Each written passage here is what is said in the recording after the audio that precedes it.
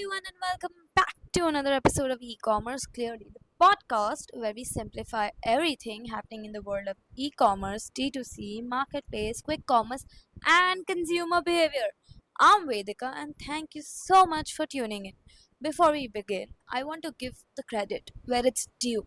A lot of insights we'll discuss today come from the Fitchi and Deloitte report, Consumer Trends Igniting Growth and Governance, released in August 2026. It's one of the most comprehensive reports I have read this year on India's consumer economy. This episode isn't a summary of the report, it's my interpretation of what these shifts mean for e commerce, quick commerce, and the brands building for the Indian consumer. Now, if you've listened to this podcast before, you know we spend a lot of time talking about marketplaces, algorithms, advertising, and logistics. But while reading this report, I realized something. E commerce isn't changing consumers anymore. Consumers are actually the ones changing e commerce. And I think that's the biggest story of the next decade. Because India isn't just shopping more, it's shopping differently. So let's get into it.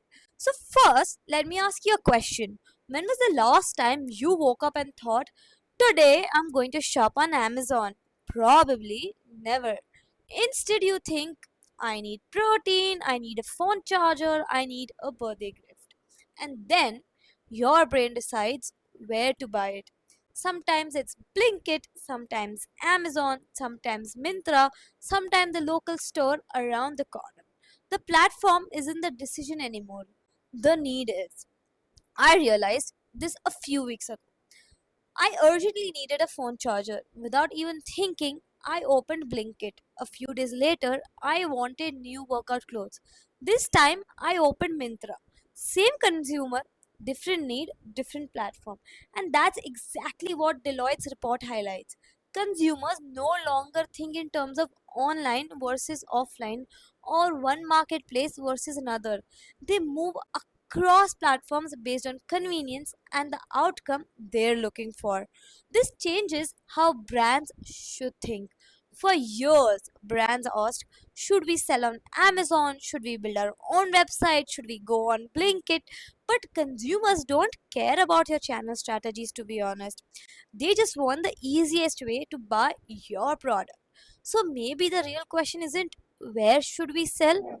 It's can consumers buy us whenever they want to? Anyways, I don't think quick commerce has just made deliveries faster. I think it's changed our expectations. Take something as simple as coffee. A few years ago, if I ran out, I'd probably add it to my grocery list and buy it over the weekend. But today, I just order it. Not because I desperately need coffee in 10 minutes, but because waiting now feels unnecessarily. That's what quick commerce has done. It hasn't just reduced delivery time, it's redefined convenience. The report says something similar. Instant fulfillment is no longer a differentiator, it's becoming the baseline expectation. And that's why quick commerce is rapidly expanding beyond groceries into beauty, fashion, and even services. Think about how quickly our expectations have changed. Not long ago, 2-day delivery felt magical, but now even next day delivery can feel slow. And once customers get used to convenience, there's no going back. For brands, this means speed is no longer a bonus, it's table stakes. Also, here's something I noticed about myself. I don't think I'm spending dramatically more than I used to, but I'm shopping far more often. Instead of placing one big order every week, I'll order protein on Monday, groceries on Wednesday, a notebook on Friday, a body wash on the weekend. Same wallet, completely different shopping pattern. This report reflects exactly the shift. Consumers are placing orders more frequently, and quick commerce has increased both average order values and shopping occasions. And that's a huge opportunity for brands. Earlier, you had one chance to make it into someone's monthly basket. Today, consumers are making purchase decisions several times a week. More shopping occasions, more opportunities to win. but also more opportunities to lose because if you're not available when the customer needs you, someone else always is. This was probably my favorite insight from the report because also I'd experienced it myself. A few weeks ago, I was looking for a new body wash. I wasn't searching for any specific brand. I just opened Blinkit and started scrolling. That's when I came across an Indian D2C brand called Nude. I had never heard of it before. No Instagram ad, no influencer recommendation, no Google search. Blinkit introduced me to the brand. And once I thought about it, I realized this keeps happening, especially with snack brands. There's so many Indian D2C snack brands I have discovered simply because they appeared while I was scrolling through a quick commerce app. Not because I searched for them, not because they were famous, but because they showed up at the right moment. Earlier, supermarkets were where we discovered new brands. Today, our smartphones have become the supermarket aisle, and the report backs this up. Categories like packaged food, beauty, and home and care are seeing remarkably high level of discovery and purchase on quick commerce, making these platforms powerful launchpads for emerging brands. For founders listening to this, that's a massive opportunity because your biggest challenge today isn't getting shelf space, it's winning screen space. Your product image, your reviews, your pricing, your packaging, your first impression, they're all happening on a 6-inch screen, and increasingly consumers aren't walking past your shelf, they're scrolling past your listing. So far, we've talked about how consumer behavior has changed, but that's only half the story because there's another force quietly changing the way we shop. And no, it's not another marketplace, it's AI. Let's talk about that. Let's do a quick exercise. Think about the last product you researched.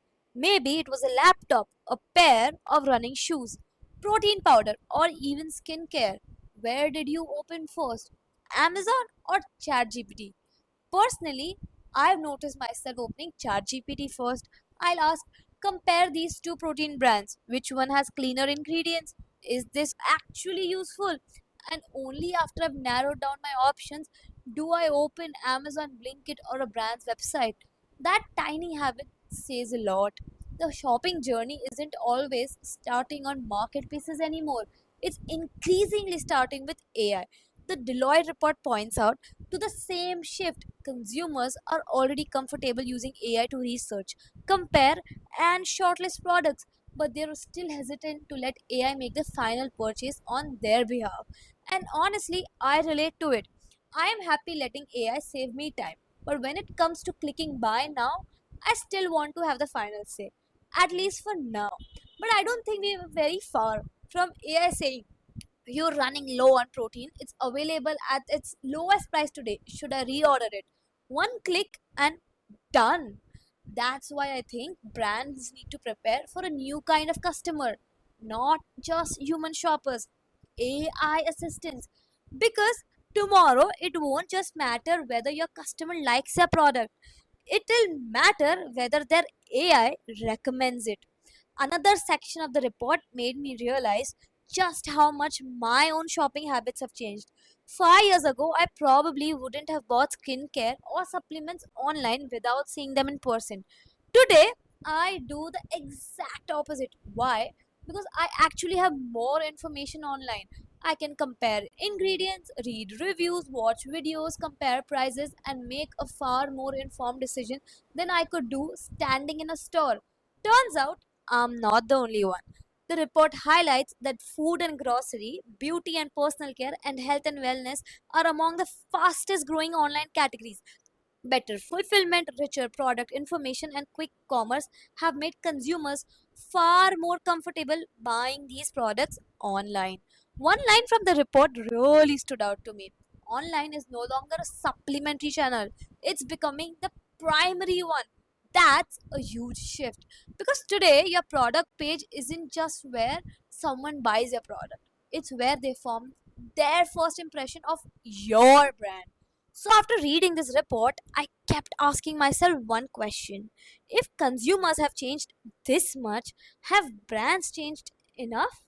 Because today's consumer is very different from the one brands were building for 5 years ago.